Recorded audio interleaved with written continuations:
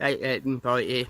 Hello everybody, we're having a lovely day today. We're out on a walk and we're going to do a very short talk on AAC and Klinefelter syndrome, which, as you already know because you've probably already seen previous videos, Dave suffers with, or lives with rather. Right, Dave is, you'll already know again, my partner. We've been together for 6 years, and in that time I've gained a much greater understanding of Klinefelter syndrome, what it is, and how it affects Dave on a day-to-day basis, and how it affects me as both a partner and a carer. First though, I'm going to talk a little bit about AAC, or Alternative Augmentative Communication. You can see why they shortened it. It's basically Dave's voice for all intents and purposes because of his speech problem. He's been working hard to promote the use of AAC in Caithness, where we are, and eventually further beyond our own little corner of the world. There's still an awful lot of ignorance about AAC and a lot of fear surrounding it.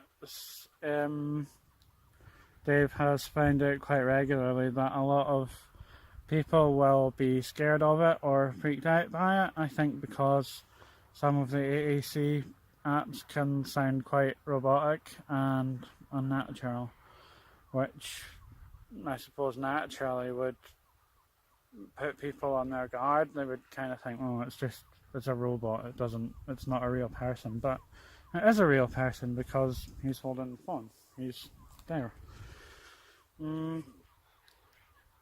I've had to learn a lot quite quickly with Dave about how to deal with the things that come with Klinefelter syndrome, particularly low testosterone levels, which can cause mood swings and at times tempers. There is a line between a carer and a partner, which we've had to kind of work out where it is to get the balance right. It's a work in progress, but I think we're kind of getting there now. Yeah, no. We're learning. I don't know what to say.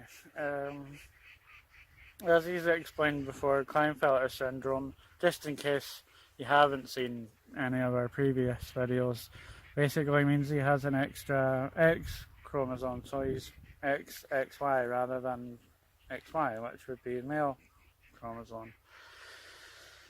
For a long time, Dave felt very isolated and very alone with Klinefelters. Yeah. But Right. the work he's been doing to promote it has shown him that there are a lot more people who have it, who feel or felt exactly the same way. Like, nobody else has what I have and nobody will understand, but there are people dealing with it every day, and that's basically what we're trying to do, is to show people you don't have to be scared of it, you don't have to be afraid of it, you can take control of it and you can live your normal life.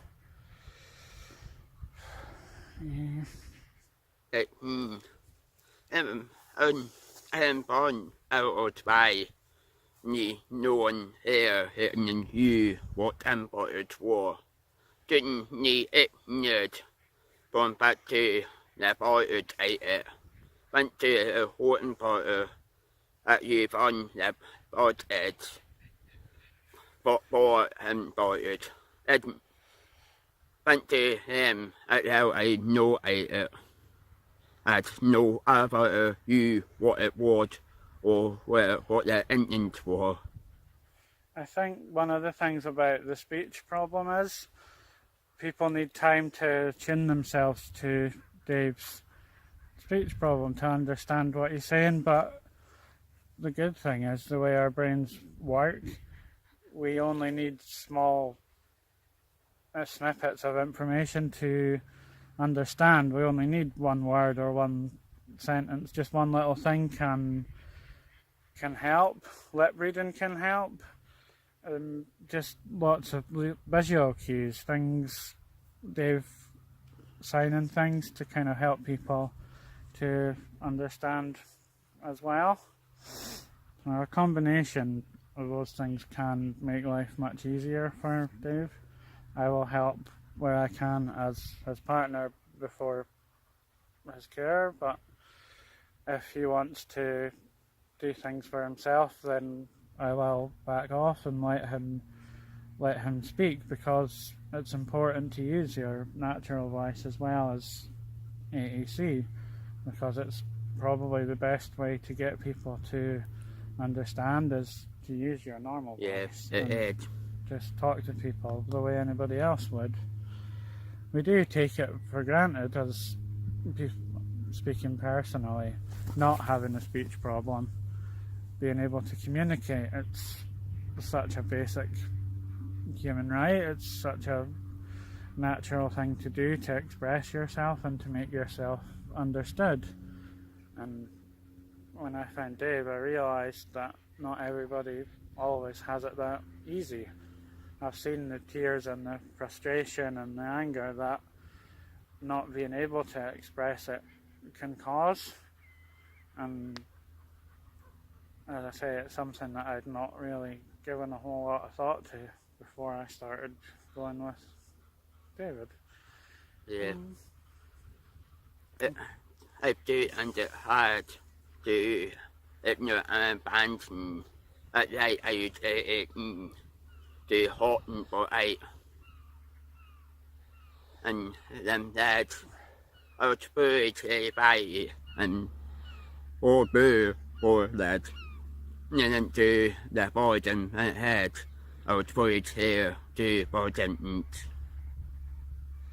Yeah, I think a lot of people suffer the same problems as Dave, but he'd always felt isolated because he'd never found very many other people that were the same as he was. But now that we're actually starting to work with the Klinefelters and to start making more people aware of it, people are coming forward and they are actually talking to us and they're saying, like, we're here, we need your help, we need to talk to you, we need your advice. And it's a good thing that we have put posters up in our local area promoting awareness of Klinefelter syndrome, which the NHS here and our local council have responded very well to. We've since then found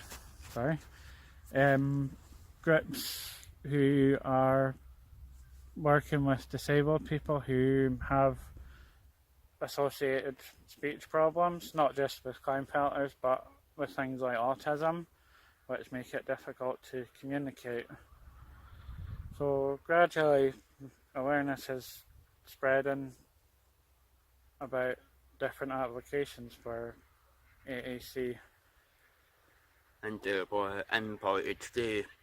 And for Klinefelter syndrome. It's Klinefelters first. That's because that's our primary focus, but if anybody else comes forward that has speech problems or problems related to what we've gone through in the last 6 years, then we're more than happy to be there and offer people as much support and advice as we can, both from the point of view of the Klinefelters sufferer or somebody who is a carer or a partner who has to deal with consequences of Klinefelters or other issues surrounding it. I think that's all I've got to say really, so thank you very much for listening, and if Dave wants to say anything to sign off, I'll step aside and let him talk. Thank you for listening. Hope you have a hot to take it. Bye.